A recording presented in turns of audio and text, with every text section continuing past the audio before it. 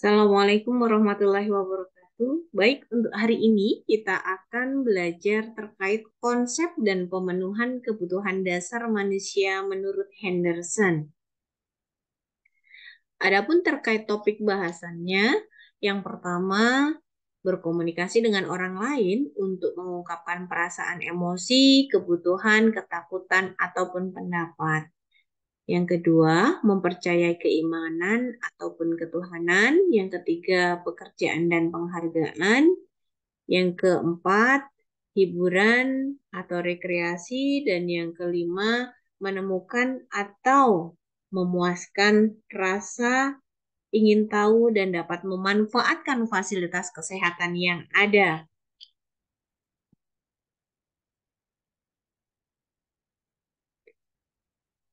Kita bahas satu persatu. Yang pertama terkait konsep kebutuhan dasar manusia, di mana ini merupakan unsur yang dibutuhkan oleh manusia dalam mempertahankan keseimbangan fisiologis maupun psikologisnya, di mana ini semua bertujuan untuk mempertahankan kesehatan seseorang. Terdapat beberapa faktor yang memengaruhi kebutuhan dasar manusia. Di antaranya ada penyakit, di mana di sini penyakit menjadi salah satu faktor karena ketika seseorang itu memiliki atau menderita suatu penyakit, maka dapat menyebabkan adanya perubahan dari pemenuhan kebutuhan dasar manusia tersebut. Ketika sakit, biasanya manusia akan lemah. Ketika lemah, mereka membutuhkan orang lain untuk menyelesaikan ataupun mencukupi kebutuhan dasar manusia itu sendiri. Yang kedua, ada hubungan keluarga, di mana di sini ketika kita memiliki hubungan keluarga yang baik, biasanya dapat meningkatkan adanya saling rasa percaya, di mana hal tersebut juga akan mendorong adanya kesenangan dalam hidup seseorang. Tidak ada rasa curiga di antara satu sama lain. Yang ketiga, ada konsep diri. Di mana apabila seseorang itu memiliki konsep diri yang sehat, maka seseorang tersebut akan mampu menghasilkan adanya rasa perasaan yang positif terhadap dirinya. Yang keempat, ada tahap perkembangan, di mana di sini setiap perkembangan itu memiliki kebutuhan yang berbeda-beda, baik kebutuhan biologis, kemudian psikologis, sosial, maupun spiritual. Karena di sini tahap perkembangan kan dimulai dari tahap perkembangan anak-anak ya, dari bayi itu dilahirkan, kemudian nanti masuk ke tahap perkembangan anak, kemudian nanti remaja dewasa, dan kemudian lansia ataupun tua ya, mereka memiliki tahap ataupun memiliki kebutuhan yang berbeda-beda. Yang selanjutnya kita masuk ke biografi Virginia Henderson, di mana Henderson dilahirkan di Kansas, Missouri di sini pada 30 November 1897.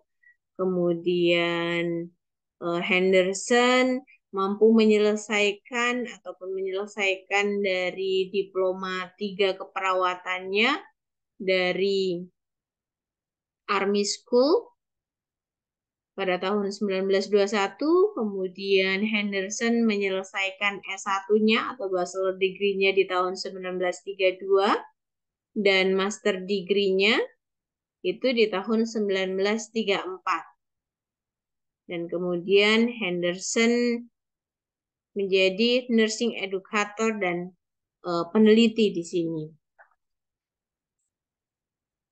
Adapun untuk konsep dasar Henderson, di sini disampaikan bahwasannya Henderson itu menerapkan beberapa ide tentang keperawatan, di mana Henderson di sini memfokuskan pada keperawatan medikal bedah di sini ya. Adapun untuk konsep yang diajarkan oleh Henderson yaitu terkait pendekatan yang berpusat pada pasien, kemudian nursing problem method ya ataupun metode dari masalah keperawatan di mana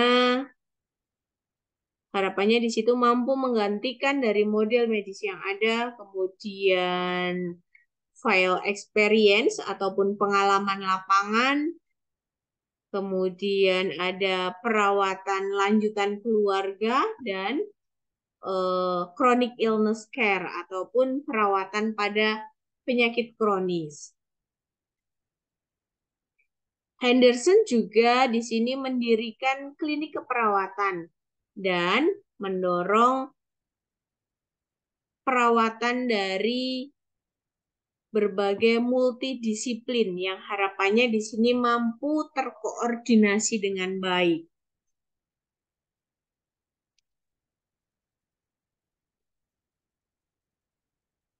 Kita lanjut ke nursing according to Henderson model,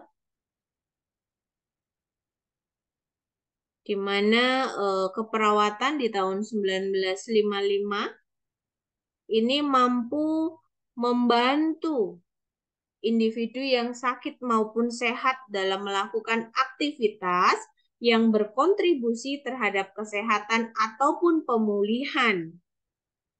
Di mana harapannya di sini ketika seseorang itu sakit, mereka mampu sehat kembali seperti semula. Dan apabila mereka memang tidak mampu sehat kembali atau mereka meninggal, harapannya mereka itu mati dalam keadaan damai.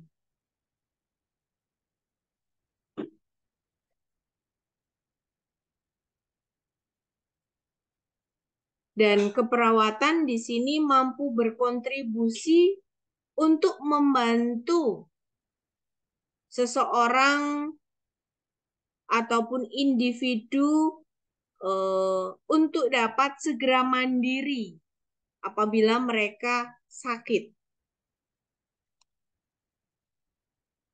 Terdapat 14 komponen yang disampaikan menurut teorinya Henderson, di mana di sini mencakup dari kebutuhan dasar manusia yang mana nanti akan kita bahas satu persatu ya.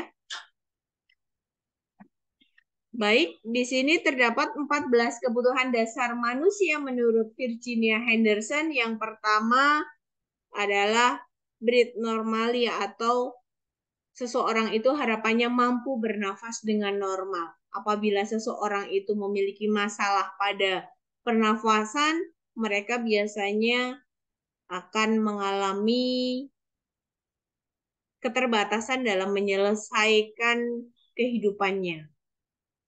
Yang selanjutnya, tercukupinya kebutuhan makan dan minum.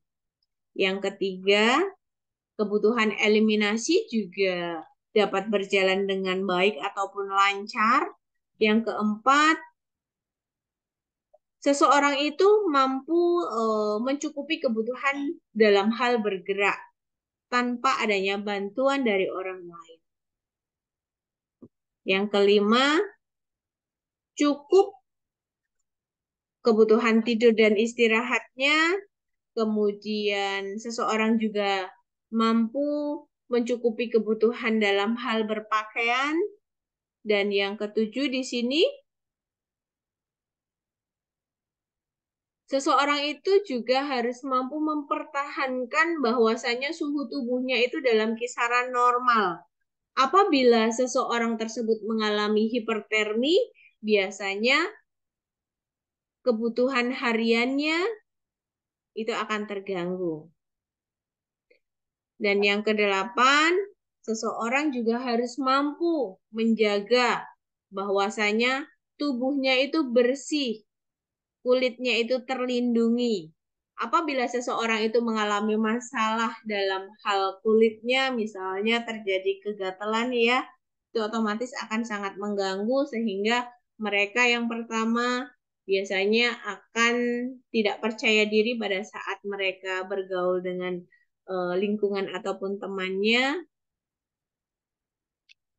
dan mereka juga akan merasa bahwasanya kulit yang gatal itu juga menjadi sebuah masalah tersendiri, karena kulit yang gatal apabila tidak diobati dengan baik bisa menyebabkan terjadinya infeksi. Yang selanjutnya, menghindari bahaya lingkungan dan menghindari cedera.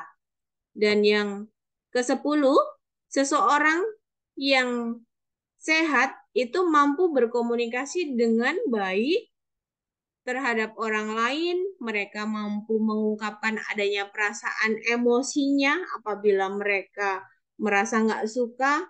Kemudian kebutuhannya juga terpenuhi, dan mereka memiliki rasa ketakutan apabila memang terdapat suasana ataupun keadaan yang mengancam, dan seseorang tersebut juga berhak untuk berpendapat ketika memang berada di lingkungan umum.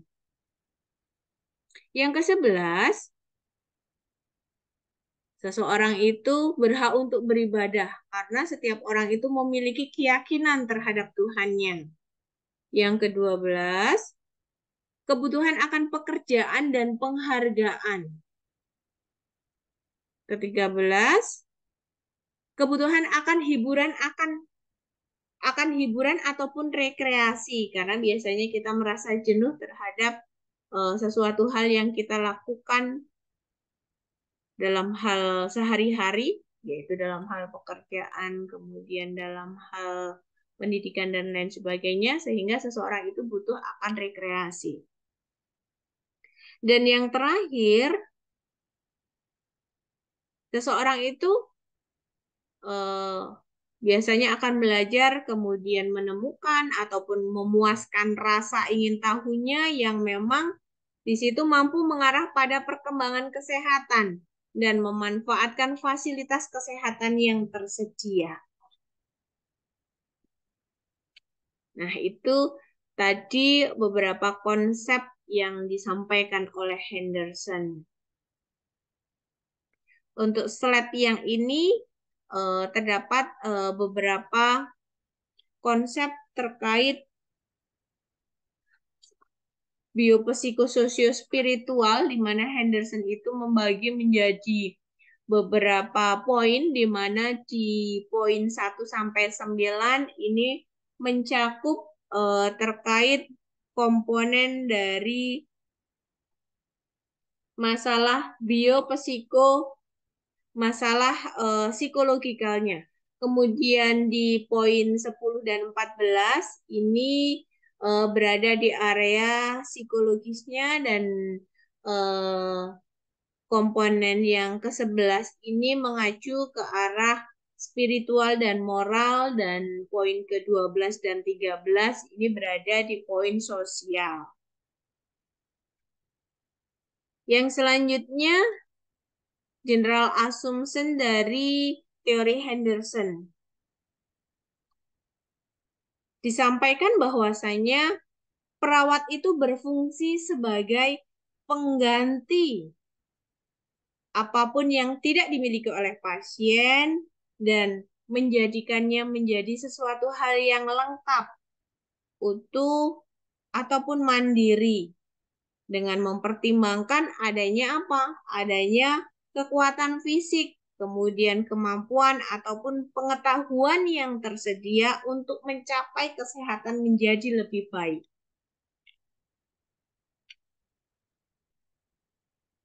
Adapun general assumption lainnya disampaikan bahwasanya terdapat beberapa faktor yang mempengaruhi, ada faktor usia, kemudian latar belakang budaya, kemudian ada kapasitas fisik dan intelektual, serta keseimbangan emosi. Hal itu semua mampu mempengaruhi kesehatan seseorang. Henderson juga menyampaikan bahwasanya perawat itu harus memiliki pengetahuan yang baik. Karena pengetahuan itu menjadi salah satu dasar untuk mempraktekkan ataupun memberikan layanan yang baik kepada pasien, sehingga harapannya pada saat menyelesaikan masalah pasien, perawat itu harus mampu menyelesaikannya itu dengan menggunakan pemecahan masalah yang ilmiah. Makanya di sini biasanya kita belajar terkait beberapa macam jurnal, di mana jurnal-jurnal tersebut biasanya mengacu pada masalah-masalah yang sering terjadi di layanan kesehatan, kemudian para perawat ataupun dosen mencari bagaimana solusi yang baik.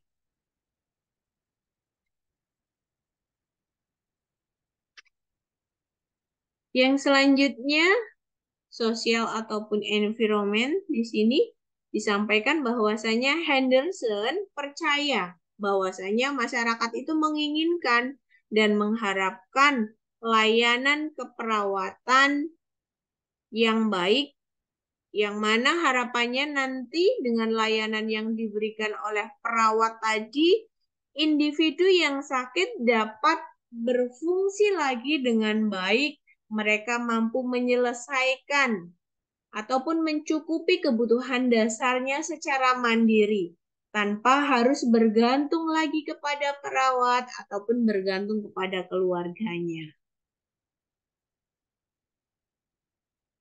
Yang selanjutnya ada nursing assessment, di mana di sini sebelum memberikan asuhan keperawatan, harapannya perawat itu mampu melakukan pengkajian terkait 14 komponen yang disampaikan Henderson tadi di depan. Kemudian setelah perawat mampu mengkaji masalah kebutuhan dasar manusia tadi, perawat dapat menganalisa apa masalah yang memang terjadi pada pasien kita, kemudian nantinya perawat mampu menentukan diagnosa keperawatan yang tepat. Form ini merupakan salah satu gambaran form pengkajian yang dapat dilakukan oleh seorang perawat yang mengacu kepada 4 komponen dari kebutuhan dasar manusia. Di mana saya kira seorang perawat biasanya melakukan pengkajian dengan beberapa form yang hampir sama. Yang selanjutnya ada nursing diagnosis, di mana nursing diagnosis biasanya dilakukan setelah seorang perawat itu mampu mendapatkan beberapa masalah ataupun data.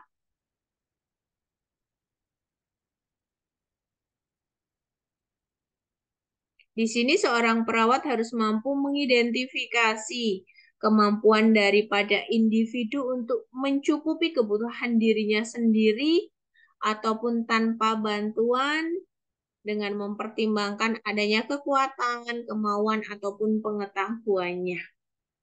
Di sini kita akan mengulas ataupun kita akan mengelompokkan masalah keperawatan yang muncul apa.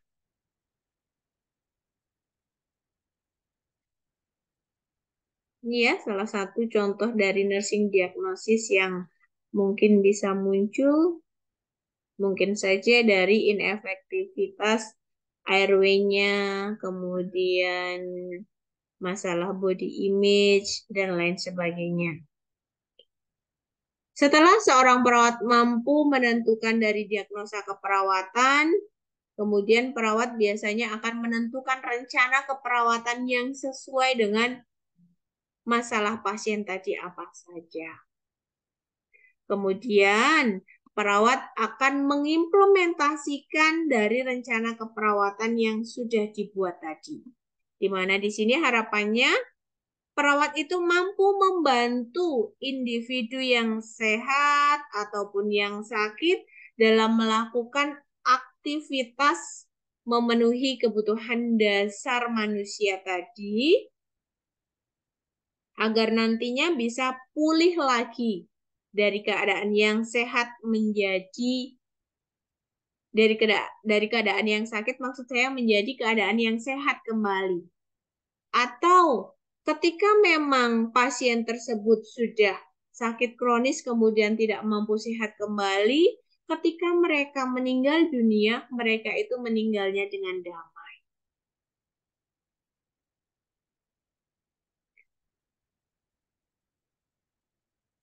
Pada saat kita mengimplementasikan dari apa yang sudah kita rencanakan, harapannya kita berprinsip dari masalah fisiologisnya, kemudian usia pasien, kemudian dari latar belakang budayanya, kemudian keseimbangan emosi, ataupun dari kapasitas fisik dan intelektual. Dan dalam mengimplementasikan keperawatan, biasanya seorang perawat juga melakukan pengobatan, di mana pengobatan tersebut biasanya sudah diresepkan oleh seorang dokter.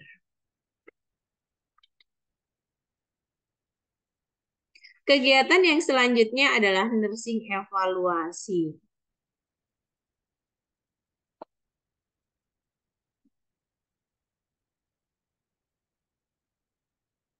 Dalam melakukan nursing evaluasi, biasanya di sini seorang perawat itu akan melihat dari kualitas perawatan yang memang sudah diaplikasikan, di mana harapannya dari apa yang sudah diberikan ataupun layanan yang sudah diberikan tadi mampu memberikan kesembuhan dengan baik, dan harapannya eh, implementasi yang diberikan tadi memberikan kecepatan penyembuhan bagi pasien sehingga nantinya pasien mampu menyelesaikan ataupun mampu mencukupi kebutuhan dasarnya sendiri tanpa adanya bantuan dari orang lain. Ya, alhamdulillah untuk kegiatan hari ini sudah terselesaikan. Terima kasih, semoga bermanfaat. Saya akhiri. Assalamualaikum warahmatullahi wabarakatuh.